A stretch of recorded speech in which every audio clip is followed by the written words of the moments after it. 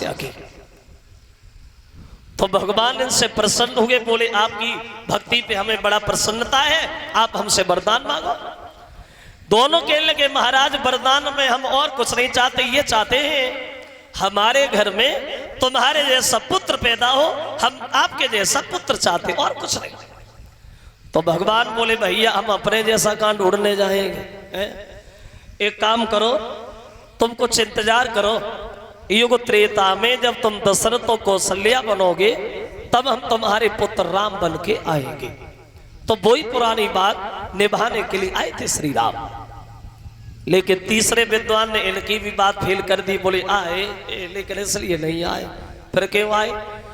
तो उसने अपनी बुद्धि से एक अलग प्रमाण दिया। क्यों आए राम?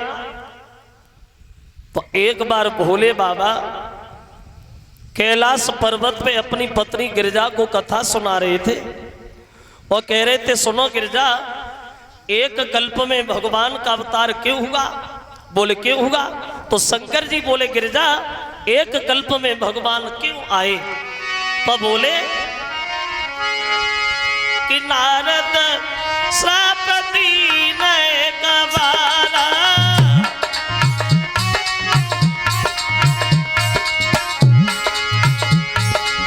नारद श्राप दीने कबारा, कल्प एक कई लगी अवतारा, सिया राम जी की जय, राजा राम जी की जय, सीता राम जी की जय, जय होवे।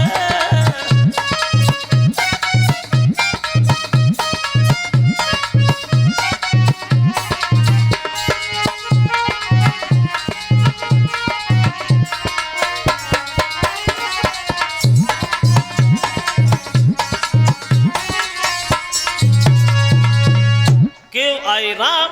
तो भोले बाबा बोले सुनो गिरिजा कि नारद श्राप दीन एक बारा और कल्प एक कहीं लगी अवतारा। एक बार देवर्षि नारद ने भगवान को श्राप दिया तो इसलिए भगवान को आना पड़ा था भूतल पे। तो गिरिजा ने सुना तो गिरिजा थोड़ी आश्चर्य में पड़ी गई। गिरिजा चकित भई सुनि बानी और नारद विष्णु भगत पुण्य ज्ञानी। गिरिजा आश्चर्य में पड़ेगी, बोले भोले बाबा ये तो आप बिल्कुल गलत कह रहे हो, झूठ कह रहे हो। नारद भगवान को श्राप दे कैसे सकते? क्योंकि नारद भगवान के पुजारी थे, सेवक थे, और सेवक अपने स्वामी से कभी नाराज नहीं होता। तो आप ये काय को कहते हो कि नारद ने भगवान को श्राप दिया? मैं नहीं मानने वाली, मैं नहीं मानूंगी। क्या? हाँ, शंकर जी बोले गिरिजा मानना तो पड़ेगा। क्या श्राप दिया? सुनो। एक बार देवर्षि नारद हिमालय पर्वत में ठहरे गए और इन्होंने भगवान की इतनी कठिन तपस्या की जो इनकी तपस्या को देख करके देवताओं का राजा इंद्र भी घबरा गया।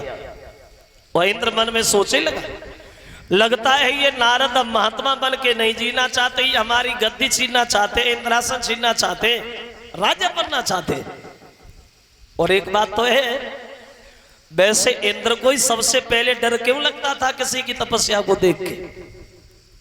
एक विद्वान बताता है ये इंद्र पहले कोई टिकाऊ नाम नहीं था, इंद्र का कोई टिकाऊ नाम नहीं था। ये इंद्र नाम की पहले एक पदवी बताई गई, पदवी।